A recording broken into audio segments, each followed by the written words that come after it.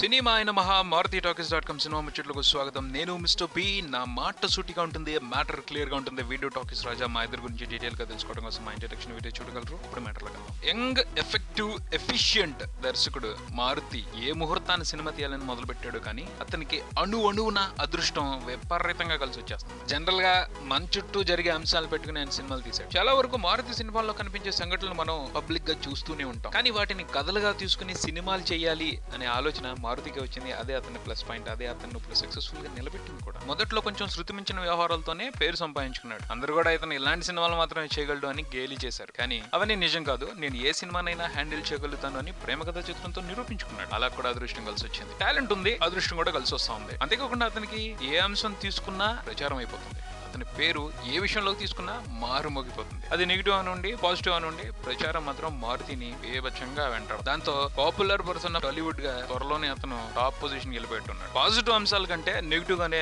మారుతి ఎక్కువ పేరు సంపాదించుకుంటున్నాడు, ఎక్కువ జనాల నోళ్లను నాలుతున్నాడు, ఎక్కువ పాపులారిటీ సంపాదించుకుంటున్నాడు. అలాంటి మరో నెగిటివ్ ప్రచారమే ఇప్పుడు ఫైల్లోకి వచ్చింది. రెగ్యులర్ గా ఇది మారుతి ఒకటే ఫేస్ చేసింది కదా, ఇంతకుముందు చాలా మంది దర్శకులు ఫేస్ చేశారు. కథలు, పాయింట్లు, వాటికి సంబంధించిన కాపీ రైట్స్ గురించి చాలా మంది రచయితలు ఇంతకు ముందు కూడా మీడియాకి ఎక్కడం, బోల్డంత పాపులారిటీ తీసుకురావడం జరిగింది. చివరికి శేఖర్ కమ్లా కూడా లీడర్ సినిమాకి సంబంధించి ఇటువంటి వివాదాన్ని ఫేస్ చేయడం జరిగింది. ఇప్పుడు మారుతి కూడా అటువంటి వివాదాన్ని రాధా చిత్రంతో ఫేస్ చేస్తున్నారు. వెంకటేష్ బాబుతో మారుతి చేయాలనుకుంటున్న సినిమా కథ తనది అని ఒక ఔత్సాహిక రచయిత రైటర్స్ అసోసియేషన్ లో ఒక కంప్లైంట్ ఫైల్ చేయడం జరిగింది. దానికి సంబంధించి మారుతి ఒక ప్రెస్ మీట్ ఏర్పాటు చేసి మాట్లాడటం జరిగింది. అతను చెప్తున్న ఎక్స్ప్లెనేషన్ చూస్తా ఉంటుంటే క్లారిటీగానే ఉంది. కానీ పాయింట్స్ అనేవి అందరూ అనుకోవచ్చు, కానీ ఎవరి ట్రీట్మెంట్ వాళ్ళకి ఉంటుంది. ఆ ట్రీట్మెంట్ ఆలోచించుకోకుండానే పేరు కోసమో లేకపోతే ఎగ్జిస్టెన్స్ కోసం కొంతమంది చేసే హడావిడి అని గతంలో కూడా కొన్నిసార్లు నిరూపించింది. అలాగే కొన్ని కథలు మ్యాచ్ అయినాయి, దానికి సంబంధించి కాంపెన్సేషన్ కూడా రైటర్స్ అసోసియేషన్ ఇప్పించడం జరిగింది. కానీ సినిమా అనేది గ్లామర్ ఫీల్డ్ కాబట్టి రైటర్స్ అసోసియేషన్ లో విచారణ జరిగి తీర్పు బయటకు వచ్చే లోపలే విషయం మీడియాకి ఒక్కి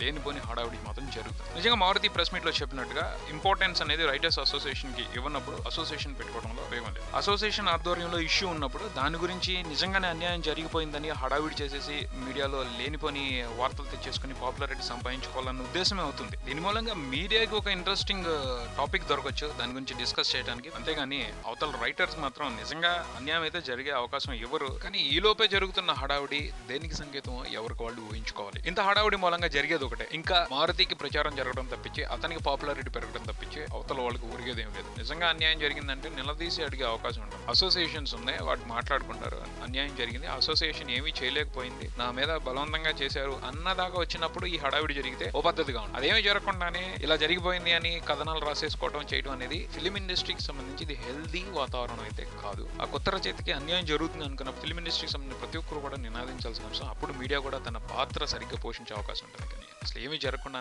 దీన్ని తీసుకురావడం అనేది లేనిపోయిన విషయానికి అనవసరమైన ప్రచారం తీసుకురావడం అవుతుంది. అలానే ఇలాంటి అంశాలకు సంబంధించి గతంలో కూడా కొన్న అనుభవాలను బట్టి చూసుకుంటే మొదట్లో జరిగినంత హడావిడి ఆ తర్వాత కనిపించదు. ప్రస్తుతం ఒక ఇష్యూ లాగా మీడియా కూడా హైలైట్ చేసి చూపిస్తూ ఉంటుంది. ఆ తర్వాత అసలు ఏం జరిగింది అనే దాని మీద కూడా ఎవరికి క్లారిటీ ఉండదు. లోపల రాజీలు జరిగిపోతాయి, అయిపోతుంది. ఇది మాక్సిమం జరిగేది. దీని మూలంగా అనవసరమైన హంగామా, లేనిపోని ఇంట్రెస్ట్ జనాలకు కల్పించి అభద్రతా భావం, లేనిపోని భయాలు కల్పించడమే అవుతుంది. దీనికి సంబంధించి ఇంకొంచెం జాగ్రత్తగా సినిమా పరిశ్రమ ఉండాలి. ఎందుకంటే ఇలాంటివన్నీ కూడా పరిశ్రమకు సంబంధించి రాంగ్ ఒపీనియన్ ని జనాలకు పంచడం అవుతుంది. ఈ అంశానికి సంబంధించి దీని మూలంగా పరిశ్రమకు జరుగుతున్న నష్టాన్ని గురించి పెద్దలందరూ ఆలోచించాల్సిన అవసరం ఎంతైనా ఉంది. చూద్దాం ఏం జరుగుతుందో. ఇది బుల్టన్, మరో బుల్టన్ తో మళ్ళీ కలుద్దాం. Talkies Raja and mister B కి సంబంధించి మీ ఒపీనియన్ తెలియచేయగలరు. Keep watching Maruti talkies for మీ mister B and talkies Raja. Thank you.